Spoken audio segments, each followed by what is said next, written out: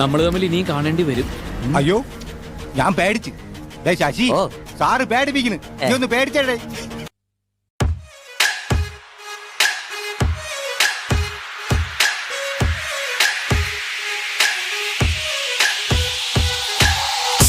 Hi നമസ്കാരം, എല്ലാവർക്കും നിഹാസ് ബെല്ലു എന്ന എൻ്റെ യൂട്യൂബ് ചാനലിലേക്ക് ഹാർദവമായ സ്വാഗതം.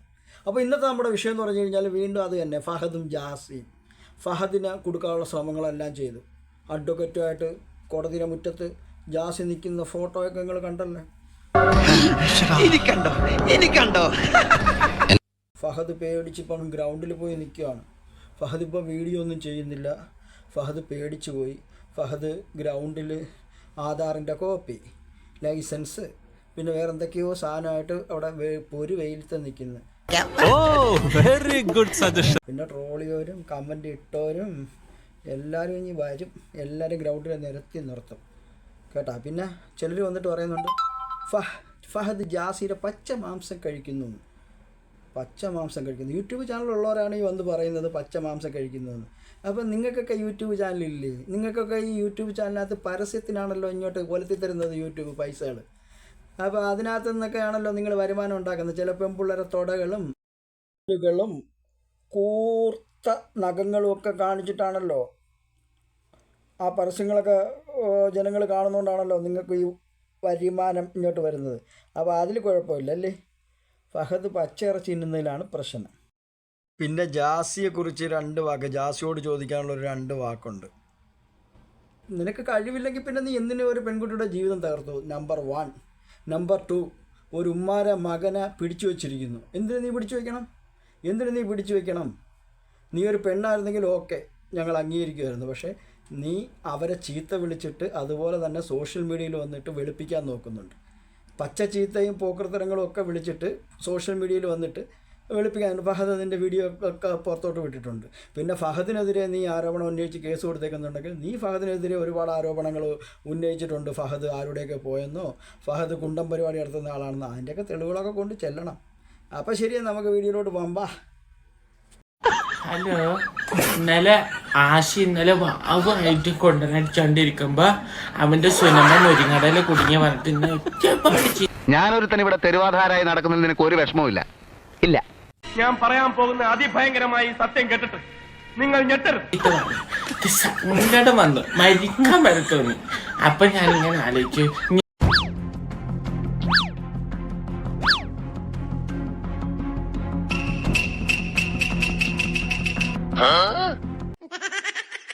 ഞാൻ മരിക്കൂല. കൊണ്ടിരാതന അവന്റെ ഒരു മറ്റൊരു കൊണ്ടിരാതന. ബോംബെയിൽ നിന്നും പവനായി വരുത്തുക. പവനായി? അതെ, സമർത്ഥനായ പ്രൊഫഷണൽ കില്ലർ. ഞാൻ ഈ ഉറക്കുന്ന ആശിനെ വിളിച്ചുണർത്തുമ്പോൾ തൊട്ട് മുമ്പിൽ റൈറ്റ് സൈഡിൽ എക്സാക്ട് ആശിന്റെ ഉപ്പുണ്ടായിരിക്കട്ടോ.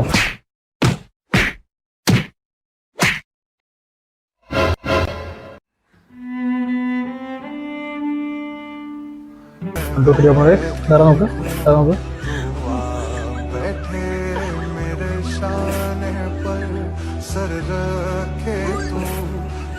ഞാനൊരു സത്യം പറയട്ടെ, ഞാനൊരു തന്തയില്ലാത്തവനാ. അത് നിന്നെ ആദ്യം കണ്ടപ്പോഴേ എനിക്ക് തോന്നി.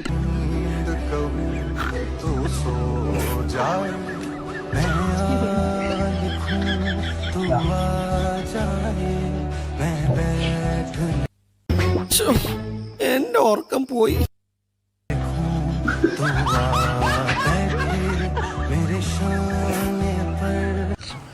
എങ്ങനെ ഇരിക്കുന്നു?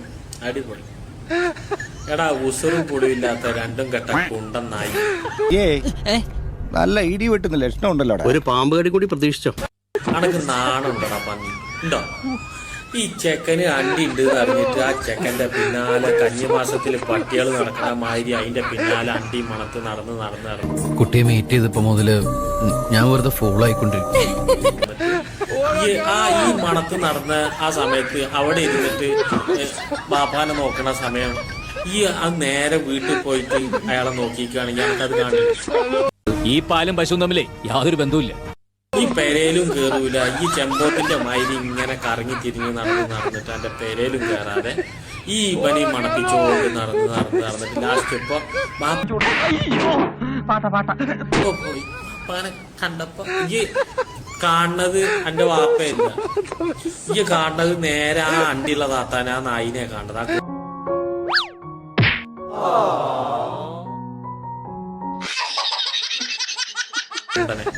അവന്റെ അണ്ടിമ്മ കയ്യ നോക്കണ്, എന്നിട്ട് അവനൊരു ഇടങ്ങറും ബുദ്ധിമുട്ടും ഒക്കെ ഉസറും പുളി ഉണ്ടാവും മയിലാണക്ക് ഉണ്ടോ നിന്റെ കക്ഷത്തിൽ എന്താ മൂലക്കുരു ഉണ്ടെങ്കിൽ ഇങ്ങനെ ജീവിക്കും. അന്റെ വീട്ടുകാരെത്ര ഇടങ്ങറാവുണ്ടാവും എന്നെ കൊണ്ട്. എനിക്ക് അതൊക്കെ പാടെ ഒരു ആക്ടിങ്ങും അവന്റെ ഒരു കണ്ണ് തിരുമ്പലും ഒരു കരച്ചലും.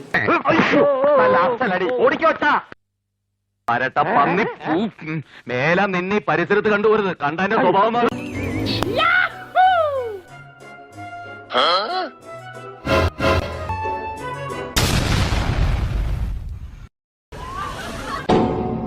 എത്ര സമയം സംഘടന തുടങ്ങിയിട്ട്?